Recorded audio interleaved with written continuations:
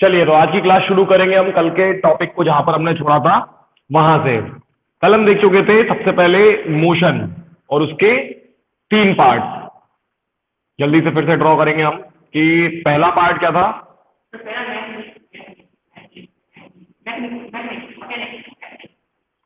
पहला पार्ट है हमारा मैकेनिक्स, है ना। मेरे ख्याल से एक छोटी सी गड़बड़ हो गई है, उसको सही कर लो। मोशन की स्टडी का ही नाम क्या है? मैकेनिक्स। आज इसको थोड़ा सा करेक्ट करना है। मोशन की ही स्टडी को बोलते हैं मैकेनिक्स, ये ध्यान रखना। अब इसको थोड़ा सा इंटरेस्टिंग वे में पहले देख लेते हैं। सबसे पहले हम पढ़ क्या रहे हैं? फिजिक्स। इसको ध्यान से समझो, इसके नाम को भी देखो। इसके लास्ट में जो 3 शब्द आते हैं ना, वो क्या है? ICS। और ये इंटरेस्टिंग है कि अब इसके अंदर हम क्या करते हैं। सबसे पहले ये समझो, आज मैं एक वीडियो शेयर करूंगा तुम लोगों के साथ ग्रुप में, जिसमें तुम्हें देखने मिलेगा कि हम साइंस में एक्चुअल में पढ़ते क्या क्या है ना। तो ज्यादा डिटेल में नहीं जा रहे हैं। फिजिक्स में हम डायरेक्टली क्या पढ़ते हैं? एनर्जी।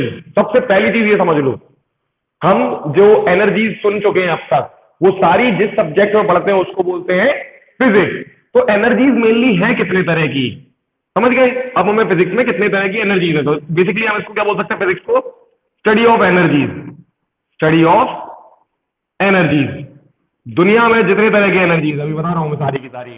तो एक एक करके हर एक एनर्जी का नाम देखेंगे और उससे समझेंगे कि क्या वो सारी सच में फिजिक्स में ही आती है। तो सबसे पहली जो एनर्जी है वो कौन सी है?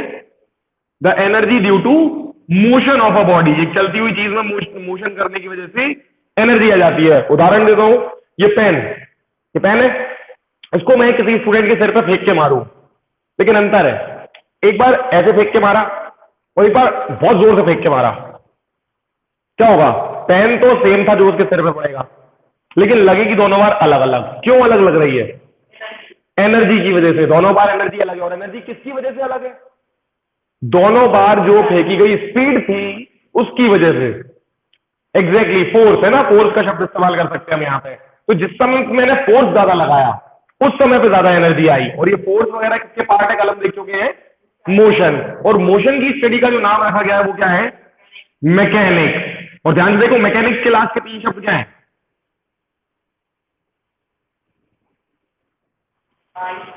ठीक है। और कल मैंने एक चीज और बोली थी, हम थोड़ा सा आज डिटेल में जाएंगे इस चैप्टर की। तो मोशन मैंने नंबर 1 पे इसलिए लिखा फिजिक्स में क्योंकि सबसे पहली एनर्जी जिसपे इंसानों ने, किसने?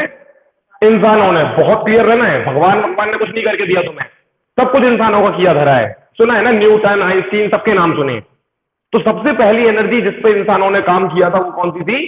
The energy due to motion of a body. किसी बॉडी में मोशन की वजह से जो एनर्जी आती है उसी को हम कहते हैं, उसकी स्टडी को हम कहते हैं मैकेनिक्स। उसकी एनर्जी को हम क्या कहते हैं आगे देखेंगे। लेकिन the first energy to be studied by humans was the energy due to motion, जिसे हम नाम देते हैं मैकेनिक्स। जल्दी से हम पहले कुछ एनर्जी के और नाम देखेंगे और फिर वापस आएंगे मोशन के ऊपर कि सबसे पहले कौन से इंसान ने काम किया इस पर। अब ये होगा एक बहुत ही इंटरेस्टिंग टॉपिक आज का, कि दुनिया का, ऐसे समझो कि दुनिया का सबसे पहला scientist in the field of physics, क्योंकि साइंटिस्ट होने के लिए आपको कई सारी फील्ड अवेलेबल है, फिजिक्स, केमिस्ट्री, बायोलॉजी, तुम लोग अभी जानते हो, और भी फील्ड हैं। तो बेसिकली फिजिक्स की फील्ड का पहला साइंटिस्ट कौन था? ये तो पक्की बात है, जो भी पहला साइंटिस्ट था उसने कौन सी एनर्जी पे काम किया था? मोशन पे। यानी फिजिक्स की दुनिया का पहला साइंटिस्ट वो था जिसने मोशन की एनर्जी पे काम किया, उसके बारे में इंफॉर्मेशन दी, है ना, उसको ढूंढने में हमारी हेल्प की।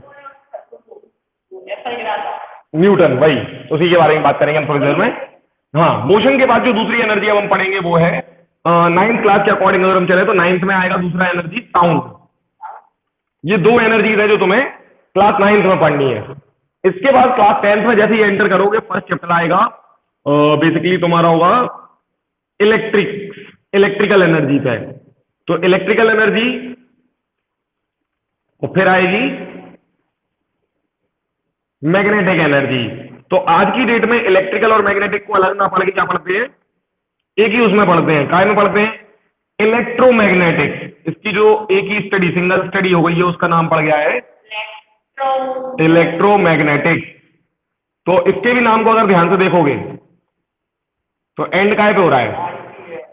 ICS। अगर इसको इलेक्ट्रिक्स भी बोलोगे तो भी, और एक ब्रांच और होती है इलेक्ट्रॉनिक्स, वो भी इसी का ही हिस्सा है। तो इलेक्ट्रोमैग्नेटिक्स एक साथ चलती है।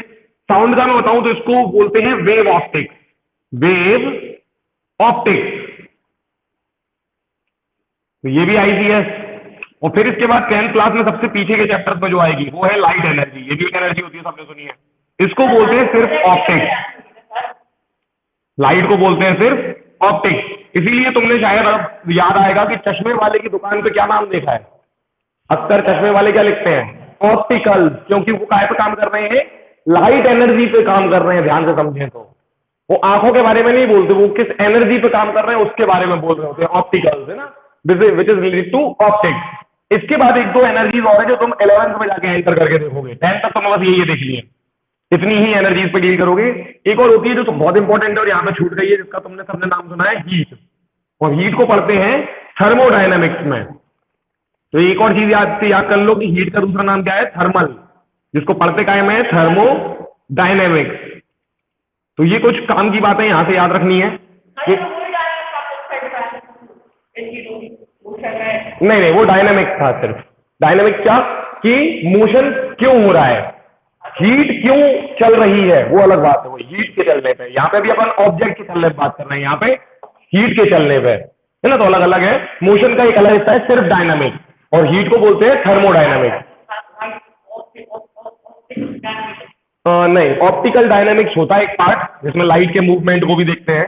तो डायनामिक का मतलब ही होता है मूवमेंट, ये समझ रहे हैं, हाँ समझ गया ना, द मोशन ऑफ समथिंग। तो ये है फिजिक्स, ऐसे समझो पहले तो फिजिक्स को। तो ओवरऑल हम 9th और 10th में क्या क्या पढ़ने वाले हैं वो हम यहाँ देख चुके हैं इतने हिस्से में। सोलर, हाँ वो ठीक है ना बेटा, लेकिन उसके लिए अपन को समझना चाहिए कि फिजिक्स करने क्या वाली, क्या होती है चीज। तो फिजिक्स चाहे 9th में हो चाहे 10th में हो, वो काम क्या करती है, हमेशा किसी न किसी एनर्जी को हमें सिखा रही होती है, किसी न किसी एनर्जी के बारे में बात कर रही होती है। अच्छा अपन जल्दी से, सोलर एनर्जी लाइट और हीट दोनों का कॉम्बिनेशन है। Solar energy is a combination of heat and light energy. चलो अब आगे की बात करें तो इसमें मैंने बोला था ये तो हो गई 9th और 10th के टॉपिक, लेकिन अपन को इन्हें हटाना है, ये मिटा रहा हूं मैं, रिकॉर्डिंग में आ चुका है। तो आगे की चीज ये कि हम पहले तो मोशन की बात करें, 9th की भी टॉपिक छोड़ो, सिर्फ मोशन पे ही रहूं कि मोशन क्या है। अब तो मोशन पे है सबसे पहला साइंटिस्ट, ध्यान से सुनते चलना क्योंकि अब मैं कुछ और इंपॉर्टेंट बातें बताने वाला हूं हमारे बारे में। मोशन के बारे में जो पहला साइंटिस्ट जिसने काम किया उसका नाम था कॉपरनिकस, और इसने मोशन की फील्ड में जो काम किए उसकी वजह से इसको फांसी पे चढ़ा दिया गया था। इसने जो कॉन्ट्रीब्यूशन किए, अभी सुना देता हूं, ये भी छोटी सी कहानी है कॉपरनिकस के साथ क्या हुआ है ना, बेचारे को मतलब इतना महान काम कर दिया साइंटिस्ट दुनिया का। नहीं बेटा, नाम कॉपर का नाम ही अलग होता है, COPPER होता है, ये कॉपरनिकस है ना, तो बहुत ही महान आदमी। अब मैं इसके बारे में कुछ खास बातें बताता हूं जिससे तुम लोग हैरान हो जाओगे कि क्या करते थे ये लोग, ये कब आया पहले ये समझो, क्योंकि तुम लोगों ने हिस्ट्री अब थोड़ी बहुत पढ़ रखी है, तो कुछ इन्फॉर्मेशन आप हिस्ट्री के अकॉर्डिंग जमाना सीखो ताकि तुम हिस्ट्री में साइंस के इन्वॉल्वमेंट को भी समझ पाओगे आगे के लिए। सुनो, तो ये कब आया है, around 13th century. 13th century समझ में आती है ना, 1200 से 1300, 1200 से 1300 के बीच में, तो सही है। फिजिक्स कितनी पुरानी है इसका मतलब लगभग 800 साल। बेटा यही तो समझना है, फिजिक्स यहां से शुरू हुई, वही तो बोला, ये पहली एनर्जी है फिजिक्स की, उसके बाद यहां से यहां तक आने में 800 साल लग गए हमें। इवन यही समझ लो, पहले ये जो 13th सेंचुरी में आया ना, इसने मोशन को पूरी तरह एक्सप्लेन थोड़ी किया है। अभी तो 2 सेंचुरी लगेंगी सिर्फ और सिर्फ मोशन को समझने में, 2 सेंचुरी। अभी बताऊंगा नाम ईयर के साथ, हाँ अभी भी स्टडीज चल रही है, बिल्कुल ऐसा नहीं है कि स्टडीज रुक गई है। फिर भी आज जो हम बेसिकली जैसे उदाहरण के लिए समझे, बाइक चला रहे हैं, कार चला रहे हैं, एरोप्लेन, रॉकेट, ये सब जो चल रहे हैं वो मोशन की स्टडी पे चल रहे हैं। तो बेसिकली आज जो हम कुछ कर पा रहे हैं ना, रॉकेट तक पहुंच रहे हैं, तो ठीक, हमने जो कुछ भी अभी स्टडी कर रखी है वो काफी सही है, गलत नहीं बोलना चाहिए उसको, है ना। एज पर द रूल्स हम जो काम करते हैं वो बिल्कुल परफेक्ट होते हैं, स्पेस में तक जा चुके हैं हम इन रूल्स की मदद से, तभी तो हो रहा है ना। तो मोशन के जो रूल्स हमें अब तक पता चले हैं वो काफी परफेक्ट रहे हैं। हाँ कुछ रूल्स, जैसे कल हम बात करते थे टाइम ट्रेवल, वो मोशन का ही तो हिस्सा है, मोशन ही तो है ट्रेवल करना, लेकिन उसको हम पूरी तरह एक्सप्लेन नहीं कर पाए हैं। तो समझ रहे हो ना, हम बेसिक जो ट्रैवलिंग है, जो नॉर्मल ट्रैवलिंग हम करते हैं, उसके सारे रूल्स हमने क्लियर कर लिए। और अभी चैप्टर पढ़ना बाकी है, अभी तो हम बेटा ऊपर ऊपर से बात कर रहे हैं, यही तो इंटरेस्टिंग पार्ट है। एग्जैक्टली वही वही वही वही रिलेटिविटी की जो थ्योरी है वो न्यूटन और आइंस्टीन का मिक्सचर है। हाँ उधर ऑब्वियस बेटा, ऑब्वियस है, वो फिजिक्स का ही पार्ट है। आइंस्टीन फिजिक्स के साइंटिस्ट हैं, ठीक है ना। उनका केमिस्ट्री और बायोलॉजी से मेनली कोई लेना देना नहीं है, बहुत ज्यादा केमिस्ट्री में आएगा, बिल्कुल नाम आएगा। एक चीज और बता दूं, ऐसा नहीं बोलना चाहिए खैर मुझे कि पूरी तरह केमिस्ट्री के लिए है, लेकिन आइंस्टीन को जिस चीज के लिए नोबेल प्राइज मिला, नोबेल प्राइज दुनिया का सबसे बड़ा प्राइज होता है, दुनिया का, समझ गए ना। इंडिया का सबसे बड़ा प्राइज क्या है? इंडिया का सबसे बड़ा प्राइज, इंडिया के अंदर रहते हुए आप सबसे बड़ा प्राइज क्या हासिल कर सकते हो, ये समझ में आती है बात? बताओ ओजस। भारत रत्न, समझ रहे हो? विद इन इंडिया आपको जो सबसे बड़ा अवार्ड मिल सकता है वो है भारत रत्न। इससे छोटे, इससे सारे छोटे हैं, फिर कोई सा भी अवार्ड आप लेके आ रहे हो वो सब छोटा है, समझ गए? जैसे अब्दुल कलाम को मिला है भारत रत्न, ठीक है, कुछ भी नहीं, आप ऐसा कुछ करो भारत रत्न। ये बहुत अच्छा क्वेश्चन पूछ रहा है हमसे, है ना सागर, कि फिजिसिस्ट को मिल सकता है, ऐसा जरूरी नहीं है कि फिजिसिस्ट को नहीं दे सकते। इवन क्रिकेट के लिए मिला है, सचिन तेंदुलकर भारत रत्न है। समझ में आ रहा है?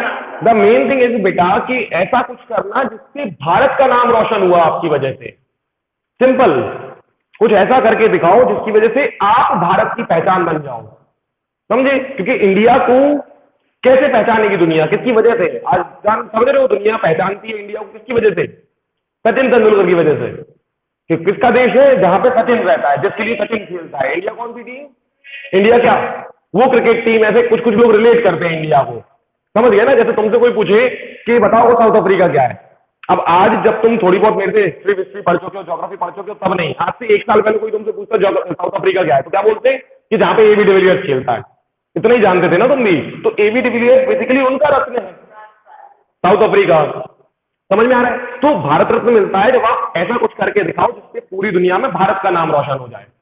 तो ऑब्वियसली आपने भारत का नाम रोशन किया, आप भारत के रत्न हो। रत्न समझते हो ना, एक कीमती चीज, तो भारत रत्न। नहीं, ये सागर पूछ रहे हैं नोबेल प्राइज, तो फिर जैसे जिस कंट्री का इंसान है उसको मिलेगा तो ये गलत है। नोबेल प्राइज किसी कंट्री को बिलोंग ही नहीं करता, वो पूरी दुनिया को बिलोंग करता है। तो नहीं, एक टीम है पूरी और हर साल काम करती है, इसीलिए ना एक प्रॉपर पूरी दुनिया के लिए, पूरी दुनिया में ये 6 फील्ड पे काम करता है। नोबेल प्राइज को भी थोड़ी बहुत इन्फॉर्मेशन ले लो, हर किसी को नहीं मिलता, 6 फील्ड में ही मिलता है, ठीक है। कौन कौन सी है वो 6 फील्ड, जल्दी से एक तरफ लिख ले अपन। तो पहली है फिजिक्स, फिजिक्स की फील्ड में मिलता है, तो हर साल। हाँ हाँ, आ रहे हैं अपन। आर्ट, आर्ट नहीं है बेसिकली, हाँ बता रहा हूँ। फिजिक्स, हाँ, नॉट राइटिंग, राइटिंग भी नहीं बोलते उसको। वही कह रहा हूँ, तुम लोगों के जो वोकेबलरी है, क्या वोकेबलरी थोड़ी कमजोर है। वोकेबलरी क्या होती है? शब्द भंडार। तो दूसरा केमिस्ट्री, तीसरा क्या है? तीसरा जो हम बोल रहा है अमन, उसको लेते हैं लिटरेचर, कहते हैं उसको बेटा। तो रविंद्रनाथ टैगोर इंडिया के एक ऐसे है ना महान इंसान जिन्होंने लिटरेचर के लिए नोबेल प्राइज लिया था। कुछ ऐसा लिख दो कि पूरी दुनिया इंस्पायर हो जाए, दुनिया, क्योंकि अपन नोबेल प्राइज की बात कर रहे हैं। तो कुछ ऐसा लिख दो आप कि दुनिया उसको पढ़ के इंस्पायर हो जाए, कुछ बदलाव आ जाए दुनिया के अंदर, तो लिटरेचर के लिए भी नोबेल प्राइज मिलता है। इसके बाद क्या के लिए मिलता है? तो और फील्ड है, इकोनॉमिक्स, है ना। तो जो इंसान इकोनॉमिक्स, इकोनॉमिक्स बहुत इंपॉर्टेंट फील्ड है। कोई ऐसा इंसान, उदाहरण के लिए बताता हूं, कुछ लोग ऐसे हैं जिन्होंने अपने देश की तरक्की के लिए कुछ आइडियाज जनरेट किए। देश बहुत गरीब था, कुछ लोग आए, एक टीम आई या एक इंसान आया और उसने कुछ ऐसे आइडियाज बनाए कि उस देश की तरक्की हो गई। तो ऐसे लोगों को दिया जाता है इकोनॉमिक्स का नोबेल प्राइज, कि आपने इकोनॉमी इंप्रूव की, पैसा इंप्रूव करके दिखाया, ठीक है। हाँ, बिजनेस नहीं, बिल्कुल नहीं। इसके बाद है पीस, शांति के लिए, क्योंकि बिजनेस के लिए नहीं है ना बेटा। इकोनॉमिक्स अलग चीज है। इकोनॉमिक्स होती है आपने पैसा नहीं कमाया, आपने कमवाया, समझ गए। और जबकि अंबानी के केस क्या है, वो बिजनेस कर रहा है, वो पैसा कमाता है, दूसरों को थोड़ी कमाता है, दूसरों को तो लूटता है वो बेसिकली।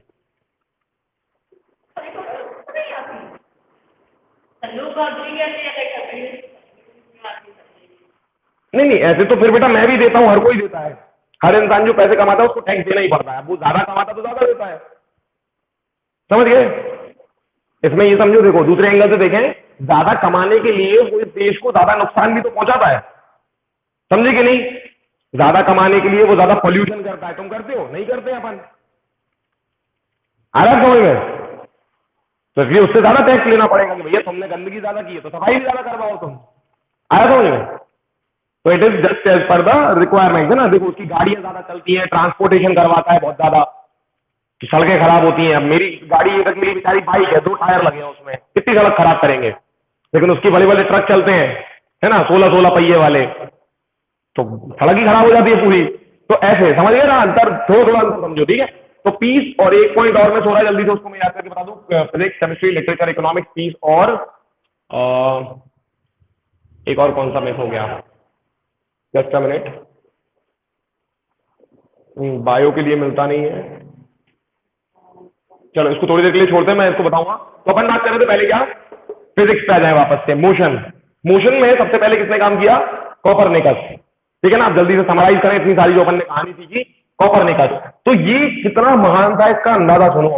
और आज से 800 साल पहले धरती कितनी खूबसूरत हुआ करती होगी इसका भी अंदाजा ले लो, क्योंकि अभी थोड़ी देर पहले पोल्यूशन का नाम आ गया, तो समझो कि साइंस कैसे कैसे कैसे इंप्रूव होती है और इंसान कैसे धीरे धीरे ग्रो करता है ना। आज का लेक्चर थोड़ा सा मोटिवेशनल भी हो जाएगा। अब समझो कि अगर कॉपरनिकस की कहानी, सबसे पहली चीज सुन लो एक, कि कॉपरनिकस के ऊपर, शर्म की बात है इंडियन लोगों की फिजिक्स का लेवल आज तुम्हें समझ में आ जाएगा कितना नीचे है, कि कॉपरनिकस के ऊपर आज अगर तुम यूट्यूब पे सर्च करोगे, घर जाओ, घर पे जाके, घर पे ही हो ऑब्वियसली तुम लोग, तो घर पे बैठ के जब क्लास खत्म होगी तो कॉपरनिकस के बारे में यूट्यूब पे सर्च करना, हैरान हो जाओगे। सिर्फ और सिर्फ और सिर्फ एक वीडियो अवेलेबल है जो हिंदी में है।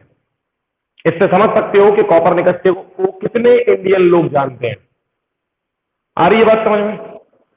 तो मैं इंग्लिश में कॉपरनिकस के नाम से हजारों वीडियोस मिल जाएंगे, इवन लाखों, क्योंकि वो दूसरी कंट्री के लोगों ने बनाए। इंडियन ने बनाया होगा तो ऑब्वियसली हिंदी में बनाया होगा, कोई इंडियन होगा शायद इंग्लिश में बना भी दे। मैं कह रहा हूं 5 चैनल भी हुए, तो समझो कि 5 ही लोग हैं जो कॉपरनिकस को थोड़ा बहुत ढंग से जानते हैं, जिन्होंने उस पर कुछ वीडियो बनाए। समझ में आ रहा है कि इंडियन लोग कितना कितना पीछे हैं फिजिक्स में? इससे समझो कि हम नाम तक नहीं जानते। इवन मैक्सिमम लोग जो मोशन पढ़ा रहे होंगे ना तुम्हें, स्कूल टीचर या कोई भी, उन्हें भी कॉपरनिकस का नाम नहीं पता होगा। ऐसी सिचुएशन है हमारे यहाँ। इसलिए तुम लोगों को जब मैं पढ़ा रहा हूं ना, तो कुछ लेवल इंप्रूव करना है अपने को, नेक्स्ट स्टेप जाना है। अदरवाइज एक आम स्टूडेंट जो हर साल निकल रहा है ना, उसमें तुमने कोई अंतर नहीं है। तुम इसके फॉर्मूले रख लोगे, 2-4 क्वेश्चन सॉल्व कर लोगे, लेकिन इंडिया रॉकेट नहीं बना पाया तो नहीं बना पाया। समझ में आ रहा है ना क्यों? अच्छा एक और एग्जांपल समझो, इलॉन मस्क इनका स्टूडेंट है, ऐसे समझे। अब तुम सोचोगे इनका कैसे हो सकता है, ये तो 13वीं सेंचुरी में थे और इलॉन मस्क तो आज है। तो पॉइंट को समझो, इनकी ही बातों को यूज करके आज इलॉन मस्क एक अकेला इंसान अपने रॉकेट उड़ा रहा है। समझ गए? तो कॉपरनिकस के नाम पे अगर तुम सर्च करोगे तो सिर्फ एक वीडियो मिलेगा, लेकिन मैं मानता हूं वो एक भी काफी है, क्योंकि हिंदी में तुम्हें कॉपरनिकस क्या था, किस तरह का इंसान था, क्या करता था, क्यों ये पागलपन सूझा और क्यों उस पागलपन के लिए उस बेचारे को मरना तक पड़ा। लेकिन उस बंदे ने मौत स्वीकार कर ली, लेकिन अपनी बात से नहीं पलटा। ये और बड़ी बात होती है। वो कह रहा था जो मैं कह रहा हूं वो सही है तो सही है, चाहे इसके लिए फांसी होती है फांसी हो जाए। किस बात पर अड़ा था, आप इस पे आते हैं, बहुत इंपॉर्टेंट है ये। अच्छा ये रहने वाला कहाँ का था? तो यूरोप का। मैं बहुत श्योर नहीं हूँ कंट्री के बारे में, बट मोस्ट प्रोबेबली फ्रांस या इंग्लैंड। सबने देखा है ना? ये तुम लोगों के लिए बहुत इंटरेस्टिंग हो जाएगा कि तुमने मैप देखा है एटलीस्ट। और क्यों आज साइंटिस्ट ज्यादातर यूरोप से आते हैं? क्योंकि स्टार्टिंग वहीं से हो रही है। पहला साइंटिस्ट वहीं से आया है, तो सारे साइंटिस्ट वहीं से ही आएंगे ना, क्योंकि एक को देख लिया अब तो चेन बन जाएगी। तो देखो क्या हुआ था। तो शुरू करते हैं कहानी को जल्दी से। कॉपरनिकस के साथ क्या हुआ मैं ही बता दूं, लेकिन उसके बाद और उसके बारे में और पता लगाना है। तो कॉपरनिकस क्या करता था? सबसे पहले ये समझो, जिस जमाने में ये रहता था, जमाना बता दिया, उस जमाने में एजुकेशन जीरो थी, होगी नहीं। जीरो क्यों ना हो भाई, पहला आदमी जिसने पढ़ाई पैदा की वो तो खुद ये है, ये क्या पढ़ेगा? इसको ही तो पढ़ते हैं बेटा, यही तो कर रहे हैं हम आज जो चैप्टर पढ़ रहे हैं वो किसने बनाया? ये पैदा ना होता तो चैप्टर ही नहीं बनना था। तो इसको क्या पढ़ाओगे? इसके पैदा होने के बाद, है ना, इसके पैदा होने के बाद तो पढ़ाई बनेगी। तो बेसिकली इसके जमाने में, अब ध्यान से सुनना है, इसकी तुम्हें हिस्ट्री आज थोड़ी थोड़ी उस समय जब किताब उठाओगे तो थोड़ी समझ में आएगी। इस जमाने में, जिस जमाने में ये पैदा हुआ था, उस समय पर लोगों के 2 ही मेन काम थे, या तो खेती और या फिर चर्च के फादर बन जाओ। बिल्कुल इमेजिन करो सोसाइटी को, कैसी सोसाइटी थी वो। गांव थे, हर कोई खेती करता था, जानवर पालता था। हाँ उधर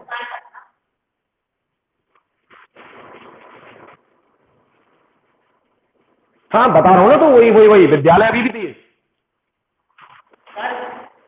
बिल्कुल समझेंगे इस पे भी। तो ओजस पहली बात तो ये कि राम भगवान इंडिया में थे, और इसके लिए मैं बहुत अच्छी बात अगर तुमने बोली है तो आज एक वीडियो भेजूंगा जिसमें तुम्हें अब हिस्ट्री का पता चलेगा कि दुनिया में सबसे पहले इंसान कहाँ आए थे, इंडिया में। और ये इंडिया में जो इंसान थे ना, वो ट्रेवल कर करके कहाँ पहुंची, यूरोप। तो यूरोप की खुद की तो वैसे बताते हैं कुछ लोग कि पॉपुलेशन ही नहीं है। कुछ लोग मतलब जो हिस्ट्री पढ़ते हैं ढंग से, जिन्होंने हिस्ट्री के रिकॉर्ड निकाले हैं, वो बताते हैं कि यूरोप की खुद की पॉपुलेशन ही नहीं है। मतलब यूरोप आज जो कॉन्टिनेंट देखते हो वहां पर कोई इंसान नहीं हुआ करते थे। वहां पर इंडिया के लोग चल फिर के पहुंचे और वहीं रहने लगे। तो वो एक सेकंड पार्ट है, उसको भी छोड़ देते हैं। तो वहां पे जो चीजें लोगों ने सीखी वो देर से सीखी, ऐसा हम मानेंगे। और मैं बिल्कुल नहीं कह रहा हूं कि यहाँ पे स्कूल्स नहीं थे, वही तो बता रहा हूँ। अब समझो, सोसाइटी क्या थी, दो हिस्सों में बटी हुई थी। कह नहीं सकते, आई डोंट नो कैसा है, बट पता लगाओ, पेपर देखो, उसमें शायद पता चलेगा तुम्हें। हाँ, तो क्या बात कर रहे हैं कि इसके जमाने में, 13th सेंचुरी वाले जमाने में सोसाइटी के सिर्फ दो काम थे। या तो खेती करो, क्योंकि वही आता था लोगों को, और ज्यादा चीजें होती नहीं थी। इसके अलावा खेती से जुड़े काम करो, जैसे मटके मटके बना लेते होंगे शायद तक, वो करते होंगे, खेती से जुड़े काम। लेकिन इसके अलावा एक और जो काम होता था वो था चर्च के फादर बन जाओ, क्योंकि ये भी जरूरत थी उस समय पे। हर समय पे ब्राह्मण और ये पुजारी लोग हमेशा आते रहे हैं। और ये क्या करता था, ये कौन था, ये ऑब्वियसली क्रिश्चियन था। तो ये चर्च का फादर हुआ करता था, क्योंकि ये जिस जगह से आता है वहां पर क्रिश्चियनिटी धर्म फैला है। तो ये क्रिश्चियन था और ये भी चर्च का फादर बना। इसके सामने भी लाइफ में दो चॉइसेस थी कि या तो खेती करे, हाँ हो जाए,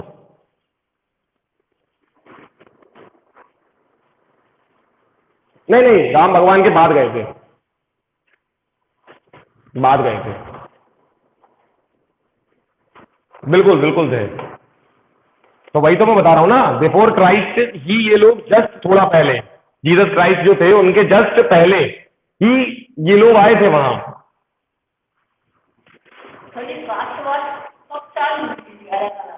बिल्कुल बिल्कुल सही कह रहे हो ना। तो अपन कब की बात कर रहे हैं, 13th सेंचुरी, जीसस क्राइस्ट के मरने के 1300 साल बाद की, 1300 साल। तो क्रिश्चियनिटी बहुत फैल चुकी थी, समझ गए, चर्चेज खुल गई थी बहुत सारी, ये सब चल रहा था।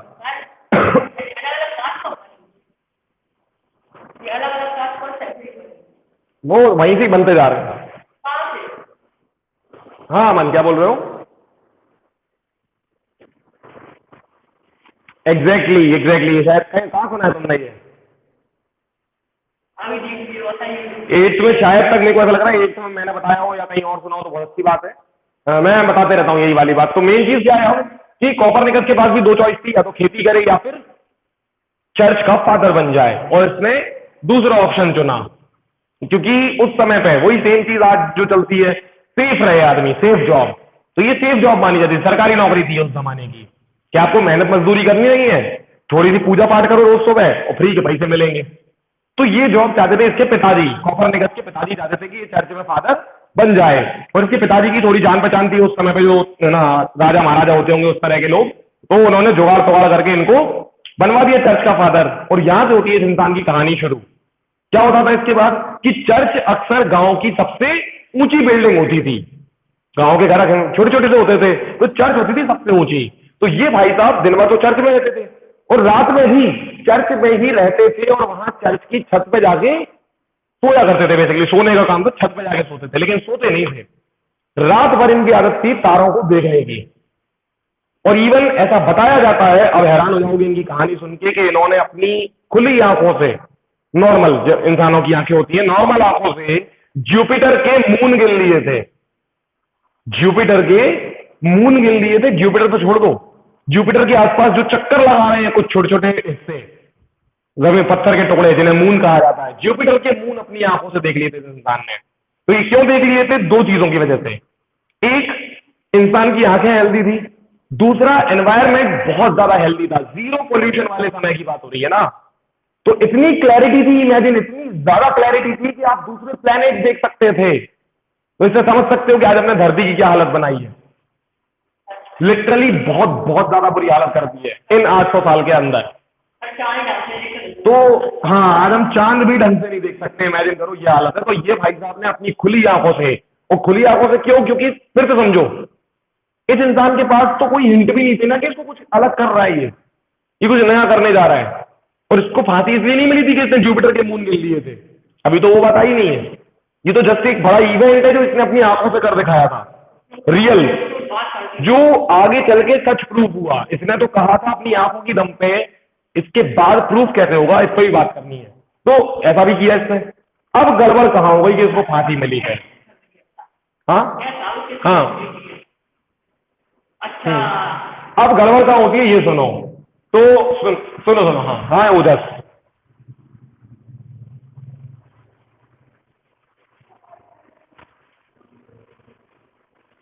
नहीं नहीं नहीं, बिल्कुल नहीं।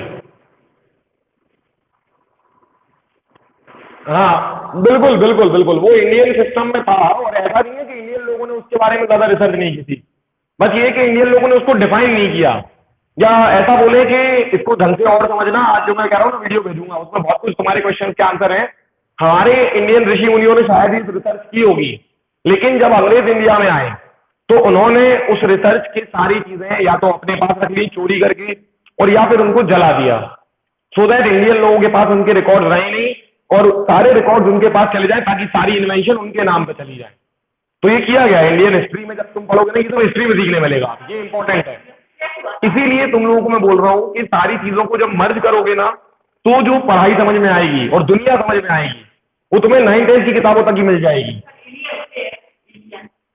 अब सागर पूछ रहा है एलियन होते हैं, अभी एलियन ये वाला टॉपिक नहीं है, हो सकते हैं, हम भी एलियन हो सकते हैं बेटा, हम भी तो एलियन हो सकते हैं। हाँ बस इतना ही है ना, तो एलियन वही है जो दूसरे प्लेनेट पर रहता है। हाँ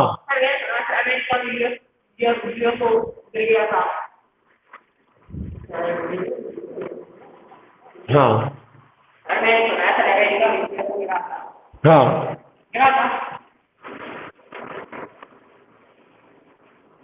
हाँ, बिल्कुल बिल्कुल बिल्कुल हो सकता है, बिल्कुल हो सकता है, बिल्कुल हो सकता है। लेकिन वही प्रॉब्लम है ना कि अब हमारे पास ये जो चीजें हैं, इनको ढूंढने का एक ही तरीका था, लिटरेचर, लिखित में कोई सबूत होते, लेकिन आज वो हमारे पास नहीं बचे। तो यही प्रॉब्लम हो गई है। अब हमारे पास जो प्रूफ हो सकते थे, वो सारे अंग्रेजों ने या तो चोरी कर लिए ताकि उनको कुछ मदद मिल जाए, और या फिर उन्होंने खत्म ही कर दिए। ठीक है, बहुत अच्छे। ओजस, अगर तेरे को पता है, मैं बोलने ही वाला था, मुस्लिम्स ने असली नुकसान किया है, क्योंकि ब्रिटिशर्स से पहले इंडिया में मुस्लिम्स ने अटैक किए थे। और अगर सुना है तो फिर तुमने बख्तियार खिलजी का नाम सुना होगा। बख्तियार खिलजी, इन्होंने नालंदा यूनिवर्सिटी में आग लगा दी थी, ये सुना है? और ऐसा बताते हैं कि नालंदा यूनिवर्सिटी में जब आग लगी थी, तो उसकी आग 1.5-2 महीने तक जली थी। इतनी किताबें थी उस लाइब्रेरी में, उस यूनिवर्सिटी की लाइब्रेरी में 1.5-2 महीने तक आग जलती रही थी। Exactly exactly. बिल्कुल बिल्कुल बिल्कुल बिल्कुल सही जा रहे हो, बिल्कुल बिल्कुल सही है, बिल्कुल सही है।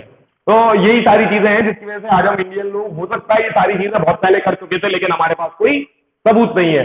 तो कॉपरनिकस ने क्या गलती कर दी? अब जल्दी टॉपिक को आगे बढ़ाते हैं, वरना आज हम सिर्फ बातें बातें करते रह जाएंगे। हालांकि बातें इंपॉर्टेंट है, ये सब जानना बहुत जरूरी है, ताकि तुम्हें पता चले कि हम कहाँ खड़े हैं आज फिजिक्स के पॉइंट ऑफ व्यू से। तो कॉपरनिकस ने गलती कर दी क्या?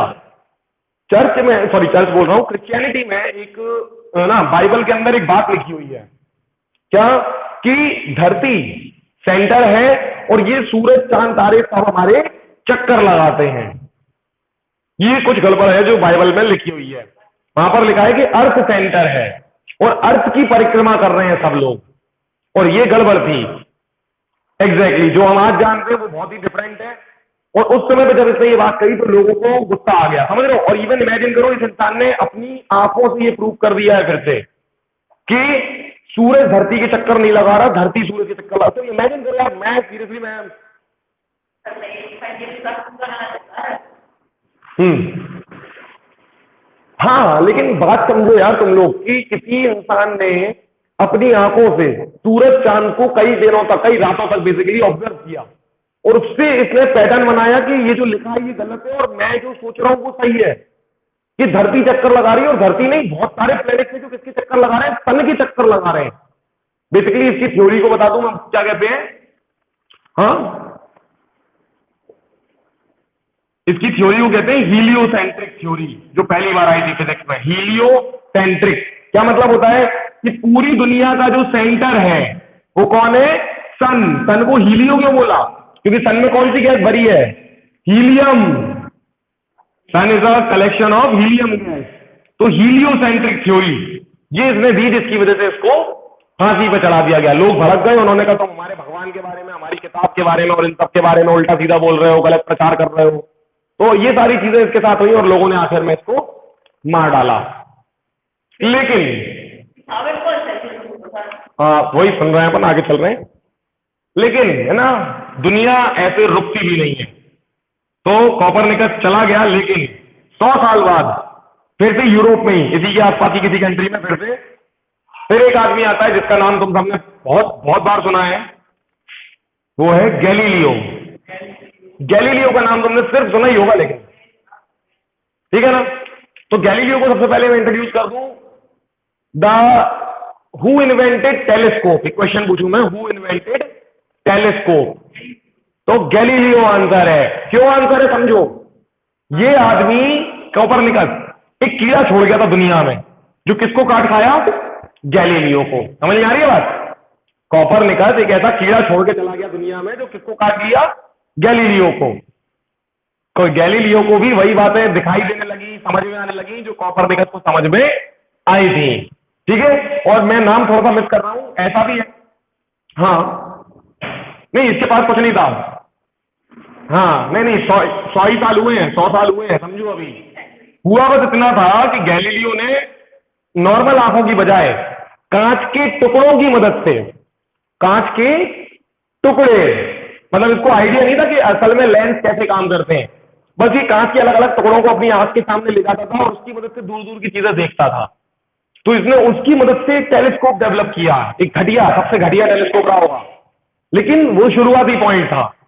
कैसे हम जूम कर सकते हैं चीजों को। इमेजिन करो कैसी पागलपंती करते थे लोग। ठीक है, हाँ नहीं, वो जो भी उसने शेप लिए होंगे, अपने शेप पे बहस नहीं कर सकते, लेकिन कांच के टुकड़ों की मदद से कोई इंसान यूनिवर्स को देखने की कोशिश कर रहा था और उससे इसने कोशिश, सक्सेसफुल कोशिश की, क्योंकि इसने ऐसे कांच के टुकड़े ढूंढ लिए थे उस जमाने में जिनकी मदद से प्लैनेट को जूम करके देख सकते थे और थोड़ी क्लैरिटी के साथ। तो इसने प्रूव भी किया कि कोपरनिकस सही कह रहा था, वो जुपिटर के मून। ठीक है, तो जुपिटर के ढेर सारे मून है, ये बात प्रूव कर दी, और ढेर सारी बातें जो कोपरनिकस अपनी सिर्फ बातों में कहता था, जिससे प्रूव कर दी।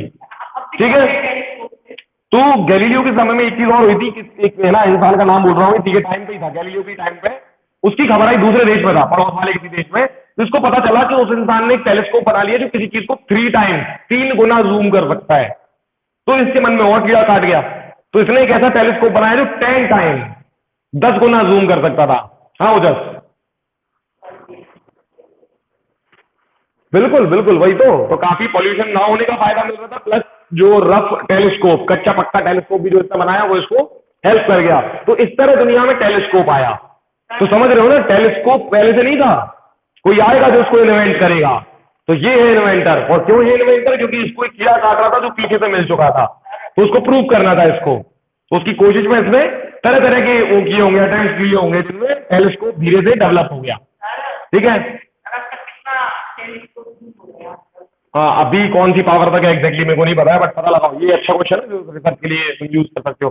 तो जस्ट आफ्टर हम कह सकते हैं 1 सेंचुरी, 14 सेंचुरी के आसपास की बात है, जब इस धरती पे गैलीलियो प्रकट हुआ। गैलीलियो के बाद अब एक नाम जो इस साल तुम चैप्टर 3 में पढ़ोगे अपनी फिजिक्स की किताब में, वो है केपलर। केपलर ने पहली बार बातें नहीं की, कुछ नियम दिए, बेसिकली फॉर्मूले लिख दिए, जिनकी मदद से तुम कुछ तारीखें और समय पता लगा सकते थे कि सूरज कितने दिनों में, या सूरज के आसपास धरती कितने दिनों में चक्कर लगाती है, या मून को कितना टाइम लगता है चक्कर लगाने में। इन सबको लेके कुछ फॉर्मूले बनाए। तो केपलर हम कह सकते हैं लगभग फिर इसके 100 साल बाद आया 15 सेंचुरी, और फिर इसकी अगली सेंचुरी में एक महान आदमी आता है जिसने पूरी मोशन की, बेसिक मोशन की कहानियां ही खत्म करके रख दी, जिसका नाम है, क्या नाम है? न्यूटन। न्यूटन ही है जिसने सारे फॉर्मूले वगैरह क्लियरली बना के रख दिए कि तुम रॉकेट भी उड़ा सकते हो उसकी मदद से। उस लेवल तक की चीजें क्लियर करके गया न्यूटन, लगभग 16 सेंचुरी की बात है। तो ऐसे जाके मोशन कंप्लीट हुआ। हाँ ओजस,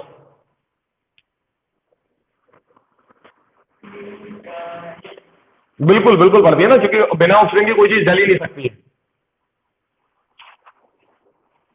हम्म, नहीं नहीं, ऐसा मैं कब कह रहा हूं कि न्यूटन ने बोला तो रॉकेट उड़ा सकते हैं। न्यूटन ने तो मोशन के नियम दिए थे, मोशन के नियम, कि अगर तुम एक पत्थर फेंकोगे तो वो पत्थर कैसे चलेगा, ऐसे गिर जाएगा थोड़ी देर बाद, है ना। ऊंचा फेंकोगे तो कितना ऊंचा जाएगा और कितनी देर बाद वापस आ जाएगा, ये बातों के नियम। फिर इन ऊंचाई नीचाई की बातों से हमने इसके लगभग देखो 400 साल बाद क्या किया, उन ऊंचाई नीचाई के नियमों को यूज किया और उन नियमों की मदद से क्या बना दिए, रॉकेट भी बना दिए। पहले तो रॉकेट क्या, पहले तो कार आई, साइकिल आई, ये सब इन्हीं मोशन के नियमों से आए हैं। जीरो तो काफी पहले आ गया था, जीरो इसके बहुत पीछे की कहानी है, अराउंड 4th सेंचुरी की कहानी है, तो बहुत पीछे है वो तो, है ना।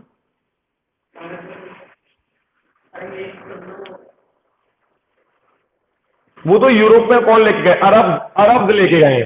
नहीं नहीं, तो बीच में बताया ना मैंने, इंडिया और यूरोप को जोड़ा ही किसने, अरब कंट्रीज ने। और एक बात और बता दूं बेटा, जीरो इंडिया ने नहीं ढूंढा, फिर अगर ऐसे सोच रहे हो, अरबिक लोगों ने ढूंढा है। मतलब पूरी तरह इंडिया को क्रेडिट नहीं देना चाहिए, अरब का बहुत बड़ा हाथ है मैथ्स में। इवन मतलब जो मुस्लिम्स हैं, तो तुम सोचते हो कि क्या ही जानते होंगे ये लोग, लेकिन मुस्लिम्स ने मैथ्स में बहुत ज्यादा कंट्रीब्यूशन दिया है। डेसिमल मुस्लिम्स का दिया हुआ है, जिसमें इंडियंस का भी हाथ है, क्योंकि इंडियंस और मुस्लिम्स उस जमाने में, जिस जमाने में ये सब हो रहा था, 4th सेंचुरी, काफी क्लोज थे। क्योंकि 7th सेंचुरी में ही तो अटैक हुआ है ना फिर इंडिया पे, ये भी तो समझो। हाँ हाँ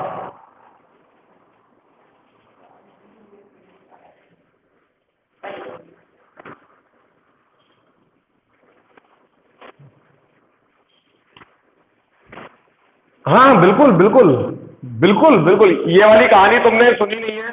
हाँ उधर, बिल्कुल, ये तुमने पता नहीं यहाँ मेरे यहाँ, हाँ मेरे से अभी तुमने हिस्ट्री पढ़ी नहीं है, ये पूरी बातें मैं बता चुका हूँ एक लेक्चर में। हिस्ट्री का फर्स्ट चैप्टर जब मैंने पढ़ाया था तब ये सारी बातें बताई थी, क्योंकि इनके बिना कुछ भी हिस्ट्री को जोड़ पाना सही से पॉसिबल नहीं है। तो अपन दोबारा पढ़ेंगे ये सारी चीजें हिस्ट्री में जब जाएंगे। तो आज पहले ये समझ में आ गया ना क्या हो रहा है। हाँ अमन, अमन कुछ बोल रहे हो? ठीक है, तो देखो वैसे आज की क्लास का टाइम तो हो गया है, ठीक है हाँ। तो वैसे टाइम तो हो गया है, आज का 4:10 हो गए हैं, ठीक है। तो आज यहीं तक ही रहने में, क्यों अमन, आज इतना ही रहने में, है ना। कल अपन, कल ये बातें हट चुकी हैं, अब सीधे अपन चैप्टर में अब अच्छे से एंटर कर पाएंगे। तो कल की जो रिकॉर्डिंग थी वो सुन लेना ध्यान से, कल जो बताया था। आज की जो ये रिकॉर्डिंग होगी, है ना, फाइनली होके आ जाएगी, तो इसको कंप्लीट कर लेना सुन के। और प्लस ये चारों के बारे में, ये आज का मेन टास्क, ये होमवर्क मैं नहीं दे रहा हूं, लेकिन जो होमवर्क होगा वो है इन चारों के बारे में यूट्यूब पे जितनी इंफॉर्मेशन ले सको, यूट्यूब करो, गूगल करो, विकीपीडिया करो। तो ये होना चाहिए, एक नया टास्क होना चाहिए तुम लोगों के अंदर, जो तुमने आज से शुरू कर दिया फिजिक्स पढ़ने के लिए। अगर साइंस, हाँ नहीं नहीं नहीं, आइंस्टीन बहुत देर से बात है बेटा, 100 साल नहीं हुए अभी आइंस्टीन को। एग्जैक्टली आज से 100 साल पहले आइंस्टीन नोबेल प्राइज ले रहा था। इससे ज्यादा क्या समझाऊं अब। आइंस्टीन को नोबेल प्राइज कब मिला है? 1921, ठीक है ना, हर साल मिलता है। और तो आज से ठीक 100 साल पहले जो मिला था वो किसको मिला था? आइंस्टीन को, ठीक है। ढूंढ, बिल्कुल मिलेंगे नाम, हर साल मिलता है बेटा, पिछले साल मिला था, उसके पिछले साल मिला था। हाँ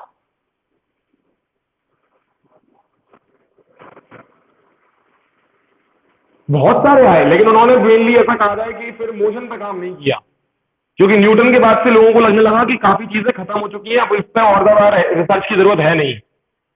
तो ये हुआ था।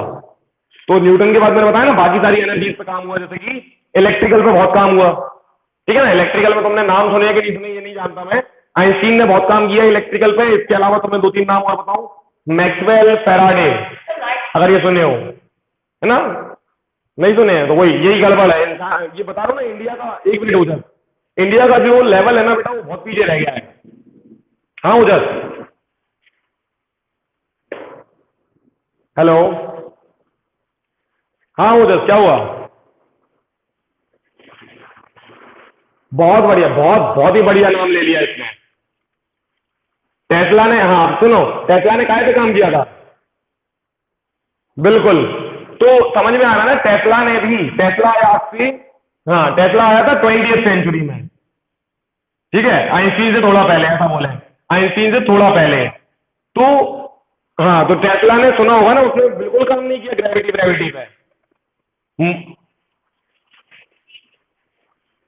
अरे बहुत सारे किए हैं, बहुत ज्यादा किया उसने तो। ठीक है, तो निकोला निकोला टेस्ला, चलो कम से कम सुना है तुमने। बिल्कुल बिल्कुल। हाँ, तो निकोला टेस्ला जैसे तुमने सुना है ना, बहुत अच्छा नाम तुम ले रहे हो, तो उससे समझ सकते हो कि उस इंसान ने कभी भी मोशन को टच नहीं किया, मोशन के बारे में बिल्कुल दिमाग नहीं लगाया, है ना। उसने काय पे लगाया, इलेक्ट्रिकल और मैग्नेटिक, जो मैंने बताया ना इलेक्ट्रोमैग्नेटिक हो गया है। क्योंकि ध्यान से सुनो, तो उसने मोटर भी बनाई है, और मोटर बिना मैग्नेट के नहीं बन सकती, समझ गए। तो बेसिकली निकोला टेस्ला को काय में डालोगे तुम लोग, इलेक्ट्रोमैग्नेटिक्स में। ऐसे ही अलग अलग साइंटिस्ट के नाम अलग अलग फील्ड में आते हैं। जैसे एक और सुना हुआ स्टीम इंजन, स्टीम इंजन किसने बनाया? हाँ, वो ऋषि की थोड़ी तबीयत ठीक नहीं है, तो मैं ये कह रहा हूँ, स्टीम इंजन सुना है ना, किसने बनाया था?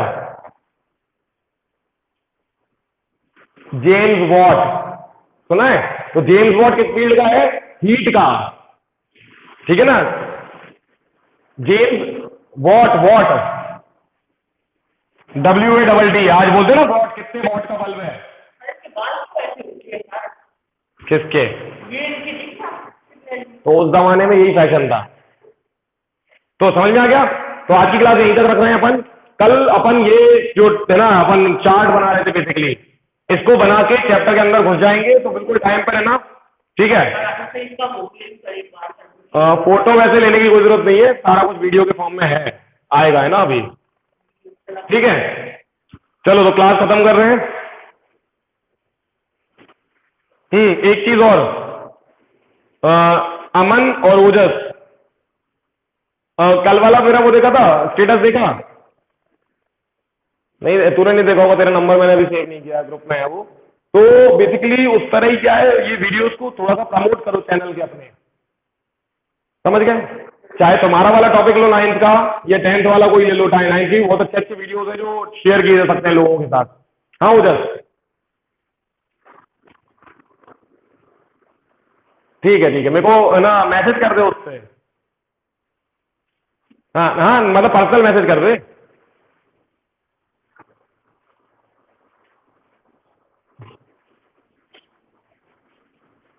ठीक है, ठीक है, ठीक है। और सब्सक्राइब कर दिया चैनल? नहीं नहीं, है बेटा, ग्रुप में एक वीडियो भेजा है मैंने अभी तुम लोगों को ही, जो 9th क्लास वाला वीडियो भेजा था ये, ठीक है। अच्छा, नहीं नहीं, हाँ तुम ग्रुप में बाद में ऐड हुए हो, ठीक है। तो मैं अभी, तुम वही मेरे को मैसेज कर दो। हाँ हाँ, अभी उस पर 13 है, ठीक है, अभी बनाया ही है वो चैनल अपन ने। हाँ, और सुनो, वीडियोस पे लाइक तो करते जाना, लेकिन साथ में कोई भी वीडियो अधूरा मत देखना। इवन मतलब ऐसा मत करना कि खोला और बंद कर दिया। हाँ, वॉच टाइम खराब हो जाता है, वही बेइज्जती हो जाती है। हाँ,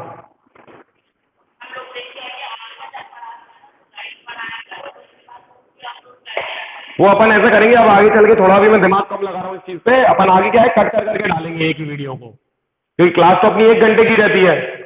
तो अपन उसमें क्या करेंगे, क्वेश्चन क्वेश्चन काट के डाल देंगे, टॉपिक टॉपिक कट करके डाल दिया करेंगे। हाँ, वही वही वही, धीरे धीरे अपन सही करेंगे। अभी तो मैं बस चैनल शुरू करना था, कि अपन चैनल बना दिया है, और अपनी जो लेक्चर है, रिकॉर्डेड लेक्चर, यही डाल रहे हैं अपन उस पर, है ना। ठीक है, तो चलो आज वो चैनल शेयर कर दे ओजस को, ठीक है, उसके ग्रुप में, वो अभी आज हुआ है, ठीक है। चलो, तो मैं क्लास, हाँ ठीक है, ठीक है, ठीक है, मैं कर रहा हूँ अभी, मैं कर दूंगा अभी, है ना ऐड, ठीक है। चलो, तो मैं क्लास खत्म कर रहा हूँ, कल मिलते हैं ना।